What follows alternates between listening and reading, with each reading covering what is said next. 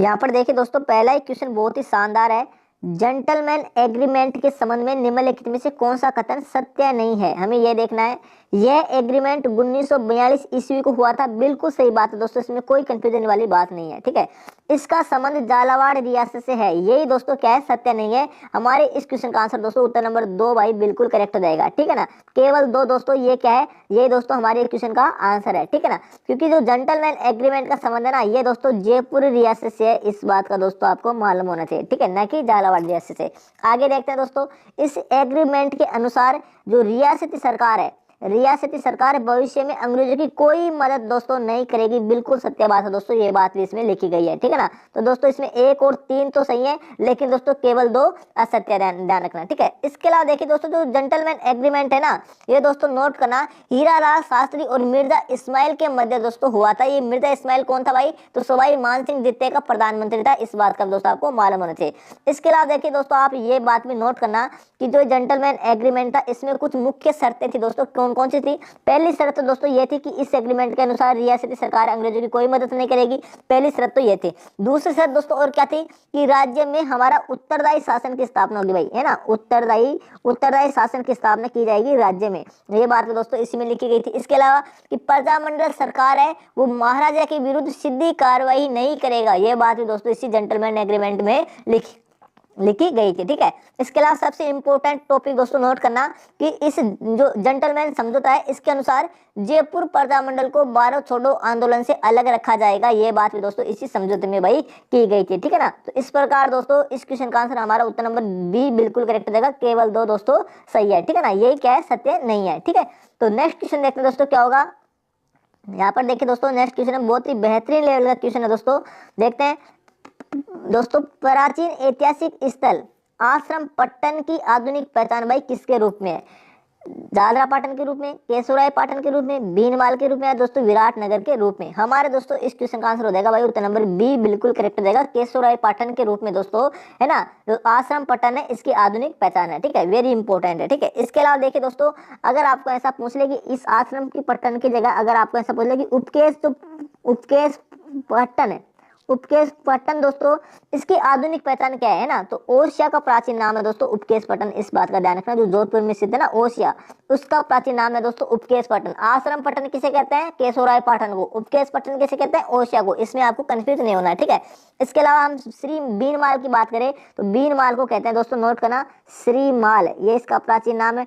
विराटनगर की बात करें, ये किसकी आधुनिक पहचान है, विराटनगर, तो दोस्तों जो बेराट सभ्यता है ना, जयपुर में बेराट सभ्यता जो बाणगंगा नदी के किनारे बसी हुई है, बाणगंगा नदी के किनारे दोस्तों बेराट सभ्यता, उसका दोस्तों ये इसकी आधुनिक पहचान है विराटनगर, इसको आजकल दोस्तों विराटनगर के नाम से जाना जाता है, जयपुर जिले में स्थित है। ठीक है भाई, इसके अलावा देखिए दोस्तों जालरा पाटन की बात करें तो संतरा उत्पादन की दोस्तों दृष्टि से राजस्थान का छोटा नागपुर कहते हैं जालरा पाटन को, जो झालावाड़ में स्थित है भाई। ठीक है, इसके अलावा देखिए दोस्तों, आपको ये मालूम होना चाहिए कि राजस्थान के अन्य दोस्तों प्राचीन नाम है जो अक्सर एग्जाम में पूछे जाते हैं, कौन कौन से, तो दोस्तों नोट करना, अनंत गोचर भाई, है ना, सबसे इंपॉर्टेंट है अनंत गोचर, किसका प्राचीन नाम है, तो दोस्तों सीकर का प्राचीन नाम है, जिसे हाल ही में संभाग बनाया गया है।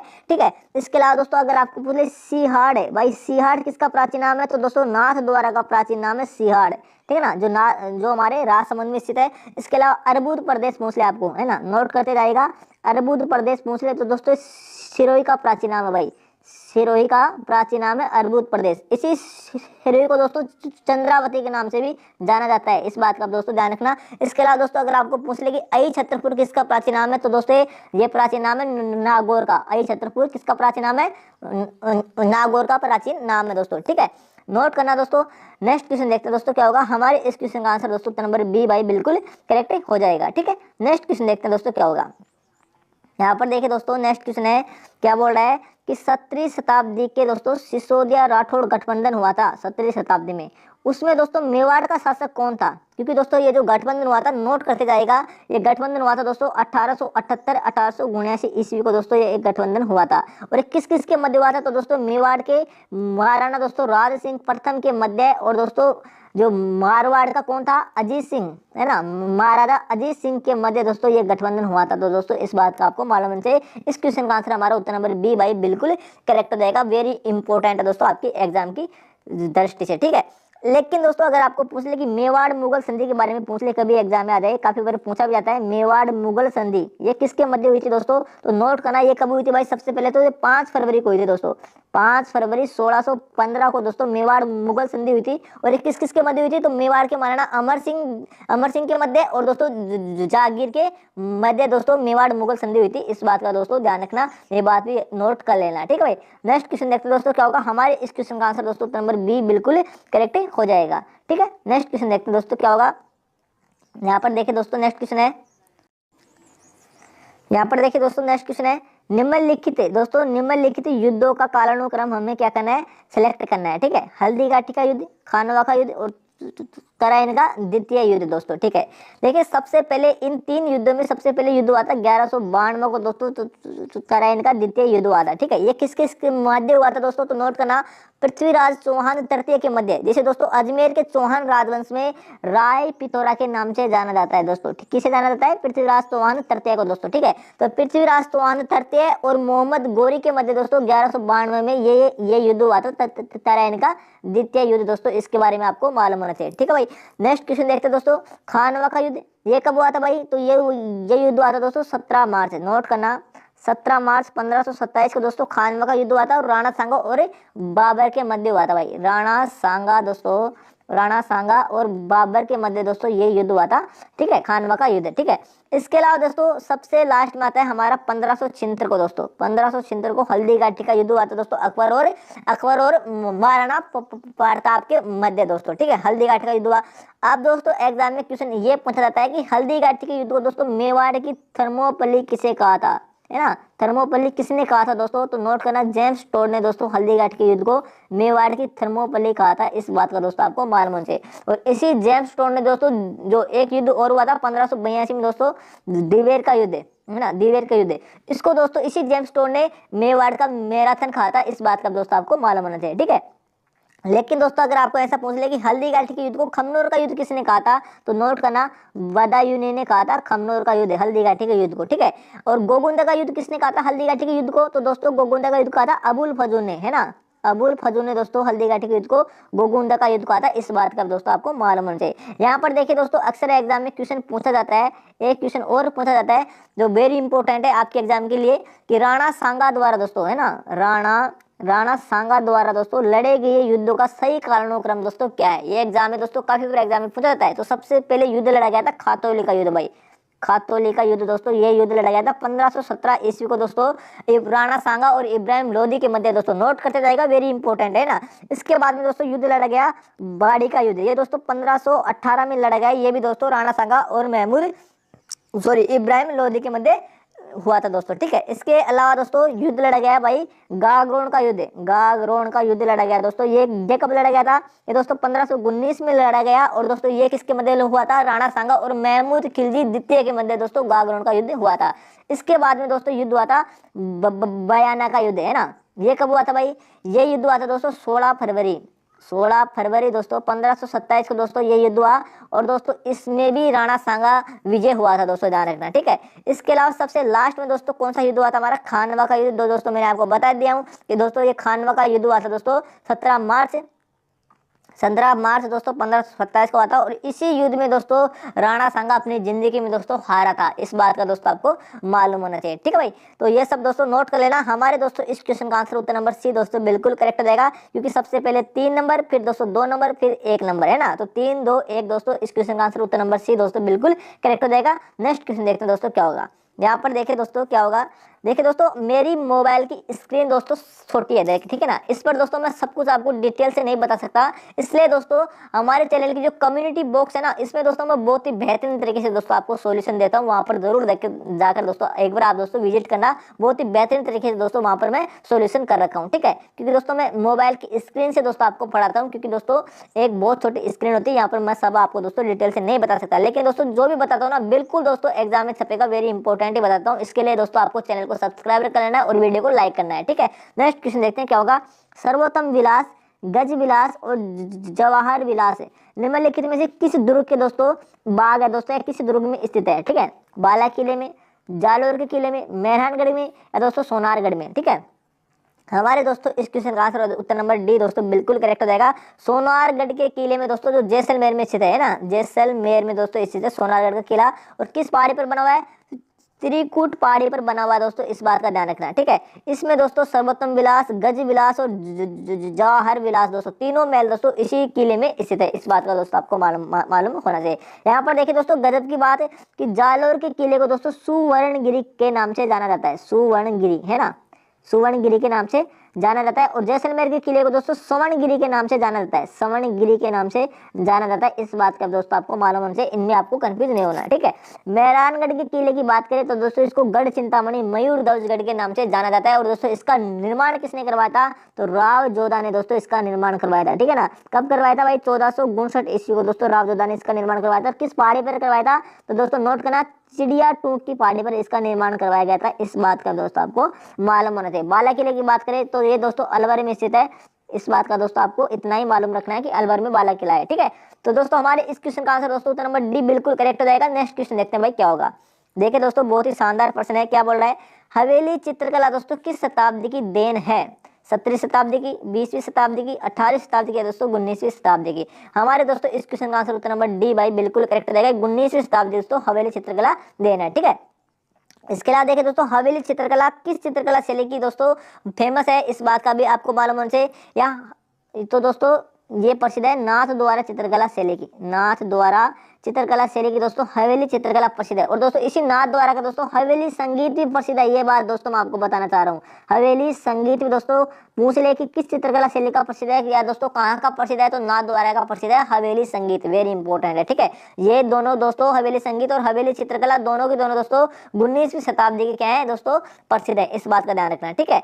इसके अलावा देखिए दोस्तों नाथ द्वारा है ना, वहाँ की दोस्तों काफी सारी चीजें दोस्तों फेमस है, जो काफी बार मैं आपको वीडियो में दोस्तों बता भी चुका हूँ। तो आज भी दोस्तों नोट कर लीजिएगा, आपके एग्जाम के लिए वेरी इंपॉर्टेंट है। देखिए नाथ द्वारा जो चित्रकला शैली है वहाँ की दोस्तों नोट करते जाएगा, वहाँ की पिछवाई पेंटिंग प्रसिद्ध है भाई, है ना, पिछवाई पेंटिंग दोस्तों प्रसिद्ध है नाथ द्वारा चित्रकला शैली की।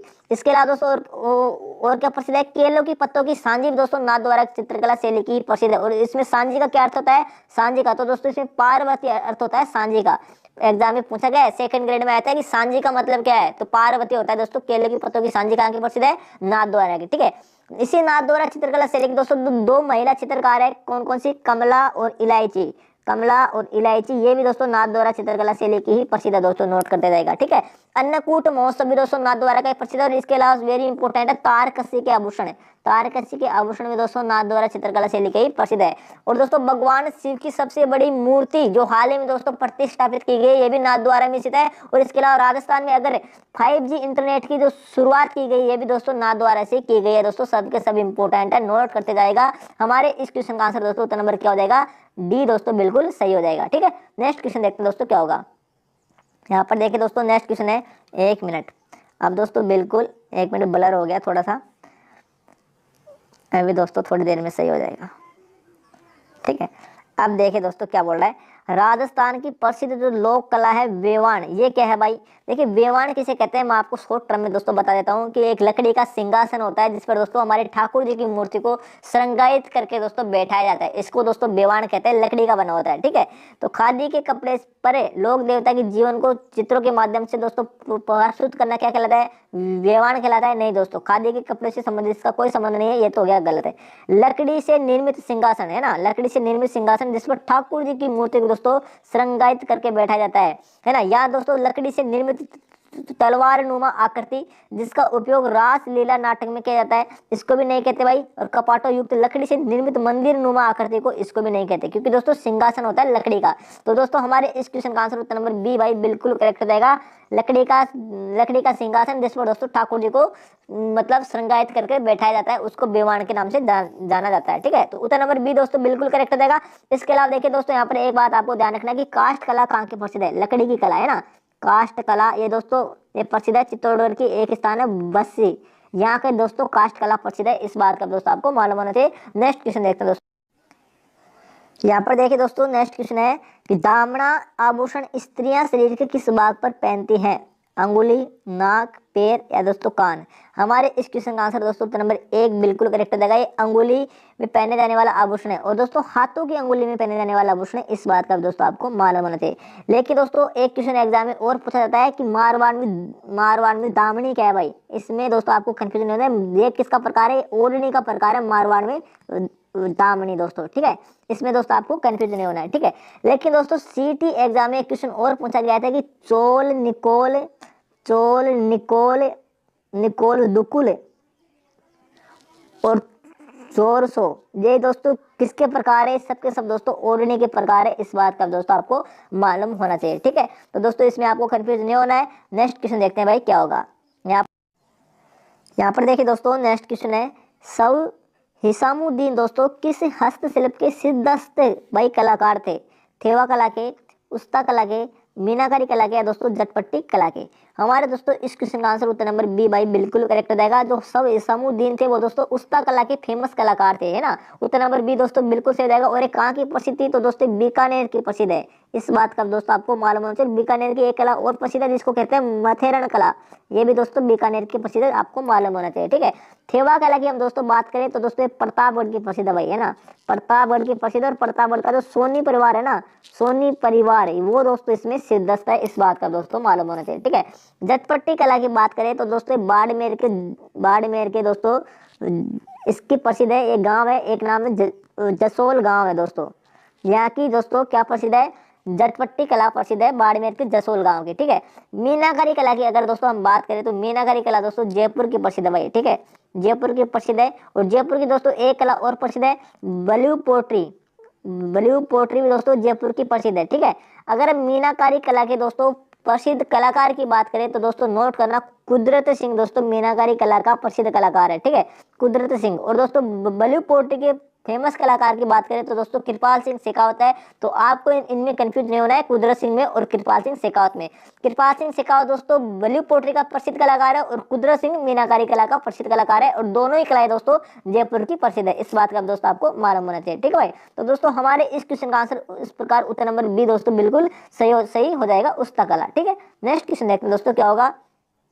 यहाँ पर देखिए दोस्तों नेक्स्ट क्वेश्चन है, क्या बोल रहा है कि विवाह के दूसरे दिन दोस्तों वर पक्ष द्वारा नव दंपति के लिए आशीर्वाद समारोह प्रतिभोज को दोस्तों क्या कहते हैं, कू कहते हैं, बडार कहते हैं, आणो कहते हैं दोस्तों, ओलंदी कहते हैं। तो इस क्वेश्चन को दोस्तों क्या कहते हैं भाई, उत्तर नंबर बी भाई बिल्कुल करेक्ट हो जाएगा। उसको दोस्तों जीमन को क्या कहते हैं, जीमन को कहते हैं बडार कहते हैं, ठीक है ना। उत्तर नंबर बी दोस्तों बिल्कुल करेक्ट हो जाएगा। नेक्स्ट क्वेश्चन देखते हैं दोस्तों क्या होगा। देखिए इसमें कू है, कू क्या है दोस्तों, कू कहते हैं भील जनजाति के घरों को दोस्तों कू कहते हैं, इस बात का दोस्तों आपको मालूम होना चाहिए। ओलंदी क्या कहते हैं, जो नव दंपति है इसके साथ दोस्तों आने वाले जो स्त्री होती है ना, स्त्रियां दोस्तों एक छोटी लड़की होती है उसको दोस्तों ओलंदी कहते हैं, इस बात का दोस्तों आपको मालूम होना चाहिए, ठीक है।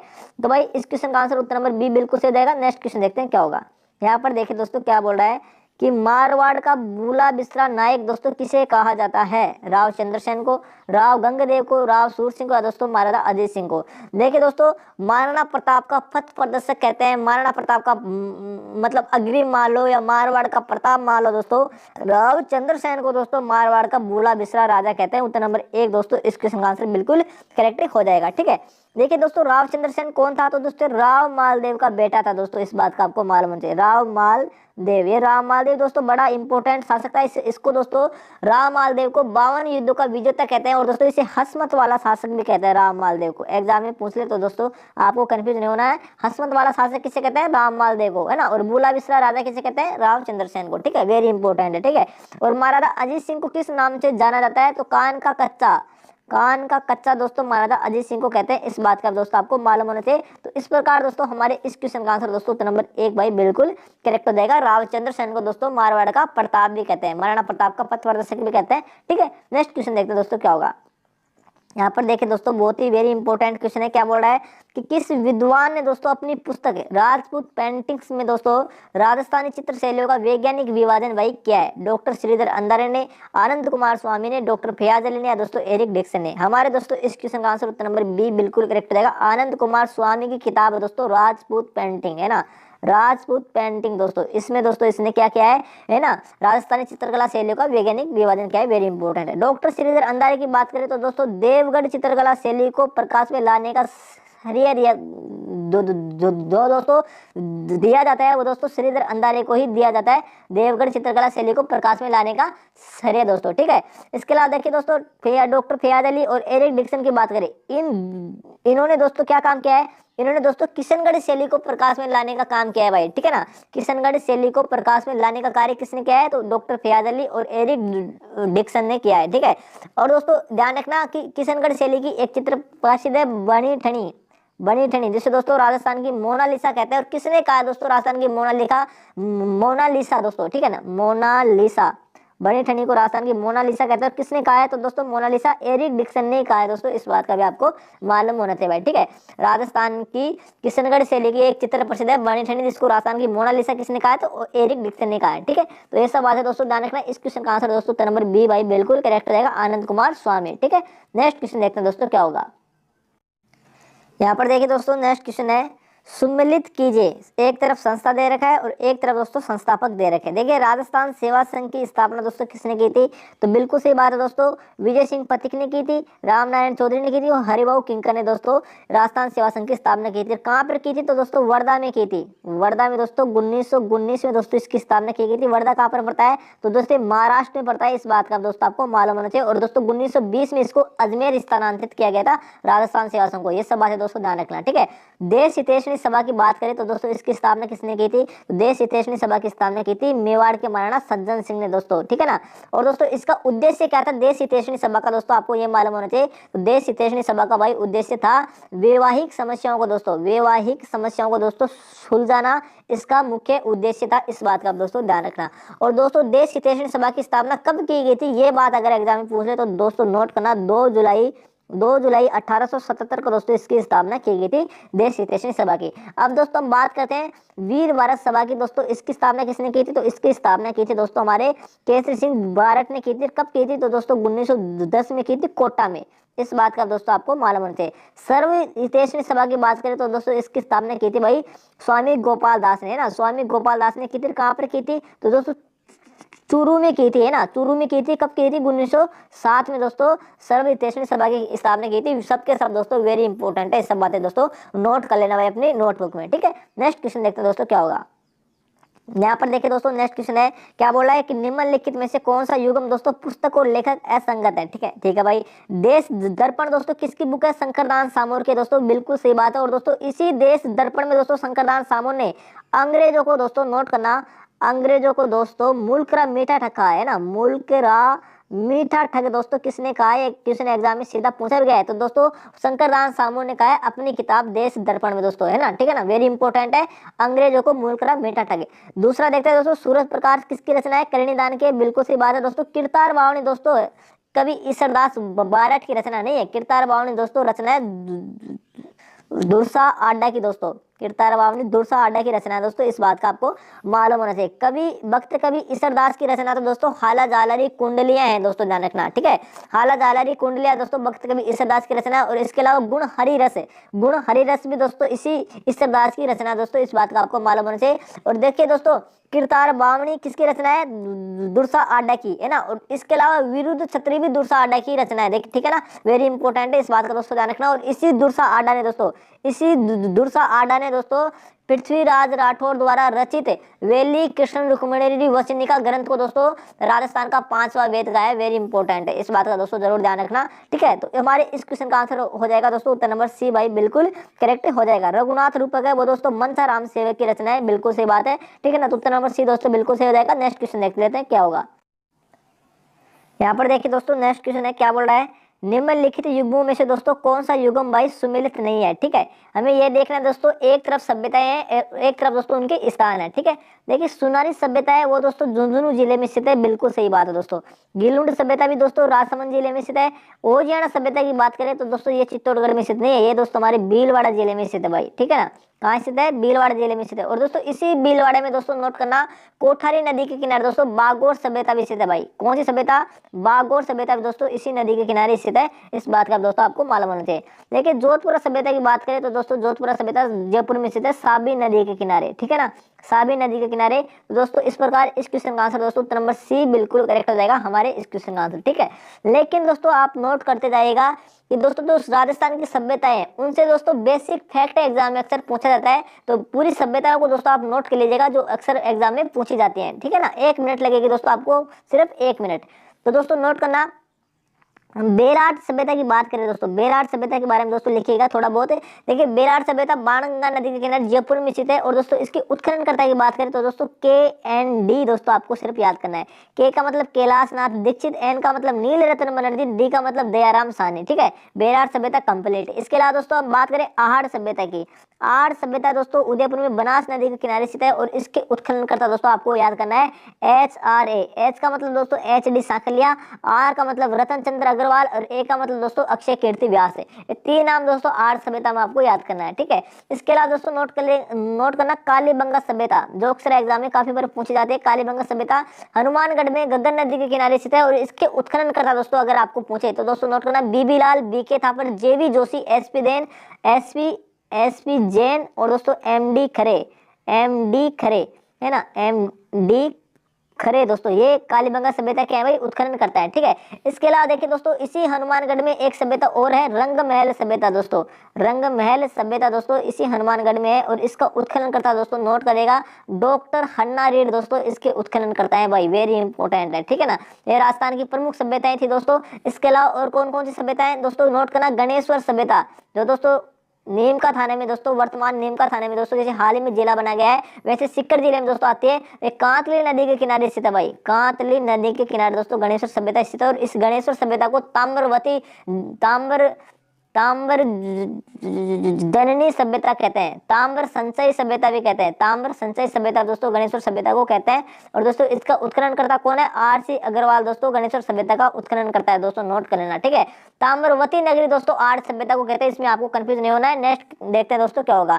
देखिए नेक्स्ट बच गई बागौर सभ्यता। दोस्तों मैंने आपको बता दिया कि भीलवाड़ा में कोठारी नदी के किनारे स्थित है, ठीक है। और इसका उत्खनन करता है VN मिश्रा दोस्तों, इसका उत्खनन करता है बागौर सभ्यता का, ठीक है भाई। नेक्स्ट क्वेश्चन देखते हैं दोस्तों क्या होगा। हमारे इस क्वेश्चन का आंसर उत्तर नंबर सी बिल्कुल सही हो जाएगा। नेक्स्ट क्वेश्चन है दोस्तों क्या होगा, यहाँ पर देखिए दोस्तों नेक्स्ट क्वेश्चन है, निम्नलिखित में से कौन सा युग्म दोस्तों सुमिलित नहीं है भाई। एक तरफ दोस्तों सिक्के दे रखे हैं और एक तरफ दोस्तों उनके स्थान दे रखे हैं। देखिए अकेसाई सिक्के थे, ये जैसलमेर रियासत के प्रसिद्ध थे दोस्तों, बिल्कुल सही बात है। झाड़साई सिक्के दोस्तों जयपुर रियासत के थे, ये बात भी दोस्तों बिल्कुल सही है। और दोस्तों साथ ही साथ आपको ये भी ध्यान में रखना है कि इन झाड़साई सिक्कों में दोस्तों कितनी टहनियों का दोस्तों झाड़ अंकित था, तो नोट करना 6 टहनियों का दोस्तों झाड़ अंकित था झाड़साई सिक्कों पर दोस्तों, वेरी इंपॉर्टेंट है दोस्तों, ध्यान रखना, ठीक है। विजयशाही सिक्के दोस्तों कहाँ के प्रसिद्ध है, ये दोस्तों जोधपुर के प्रसिद्ध है विजयशाही सिक्के। और दोस्तों गजशाही सिक्के बीकानेर के प्रसिद्ध है। तो दोस्तों इसमें 2 ऑप्शन उल्टे सुल्टे होने के कारण ये क्वेश्चन दोस्तों एग्जाम में क्या किया गया है, कट किया गया है दोस्तों, मतलब डिलीट किया गया है, ठीक है ना। इस बात का दोस्तों आपको मालूम होना चाहिए, ठीक है भाई। तो हमारे इस क्वेश्चन का आंसर दोस्तों नंबर क्या हो जाएगा दोस्तों, दोनों ऑप्शन दोस्तों क्या है, गलत है, ठीक है। नेक्स्ट क्वेश्चन देखते हैं दोस्तों क्या होगा। यहाँ पर देखिए दोस्तों बहुत ही बेहतरीन क्वेश्चन है। यहाँ पर देखिए दोस्तों नेक्स्ट क्वेश्चन है, राम सनेही संप्रदाय की रेण शाखा के प्रवर्तक कौन थे। संत रामचरण जी, संत दरियाव जी, संत हरिराम दास जी, संत हरिदास जी। देखिए दोस्तों हमारे इस क्वेश्चन का आंसर नंबर बी भाई बिल्कुल करेक्ट हो जाएगा। संत दरियाव जी दोस्तों राम सनेही संप्रदाय की रेण शाखा के क्या है, प्रवर्तक है। देखिए राम सनेही संप्रदाय की बात करें तो राजस्थान में टोटल 4 पीठ है दोस्तों और इसकी मुख्य पीठ सापरा भीलवाड़ा में स्थित है। हाल ही में दोस्तों जिला बनाया गया, ठीक है। और सापरा भीलवाड़ा का दोस्तों राम सनेही संप्रदाय का फूल डोल महोत्सव दोस्तों प्रसिद्ध है। और उस शाखा के मुख्य प्रवर्तक कौन है दोस्तों, ध्यान रखना, राम सनेही संप्रदाय के तो रामचरण दास जी दोस्तों, उत्तर नंबर, ठीक है ना। तो दोस्तों उत्तर नंबर बी इस क्वेश्चन का आंसर बिल्कुल करेक्ट हो जाएगा। दूसरी शाखा की बात करें तो दूसरी शाखा दोस्तों सिंगथल बीकानेर में, ठीक है, जिसके मुख्य प्रवर्तक दोस्तों हरिराम दास जी। तीसरी शाखा दोस्तों रेण ये शाखा दोस्तों ये कहां पर पड़ती है, नागौर में स्थित है ना। और चौथी शाखा दोस्तों खेड़ापा जोधपुर में स्थित है, जहां के मुख्य प्रवर्तक है कौन, रामदास जी, ठीक है। संत हरिदास की बात करें तो ये दोस्तों राजस्थान में हमारी निरंजनी संप्रदाय के मुख्य प्रवर्तक है दोस्तों, है ना। तो दोस्तों इसकी मुख्य पीठ कहां है, तो गाड़ा डीरवाड़ा नागौर में स्थित है निरंजनी संप्रदाय की मुख्य पीठ, ठीक है भाई। तो हमारे दोस्तों इस क्वेश्चन का आंसर दोस्तों नंबर क्या हो जाएगा, बी दोस्तों बिल्कुल करेक्ट हो जाएगा, संत दरियाव जी, ठीक है। तो दोस्तों आज के लिए दोस्तों इतना ही, क्योंकि दोस्तों राजस्थान ईओ आरओ एग्जाम के लिए दोस्तों SI 24 कैरेट ब्रह्मास्त्र कंटेंट लाने के लिए दोस्तों आपका भाई दोस्तों तत्पर रहेगा। तो चैनल को जरूर सब्सक्राइब कर लेना। जय हिंद, जय भारत, थैंक यू।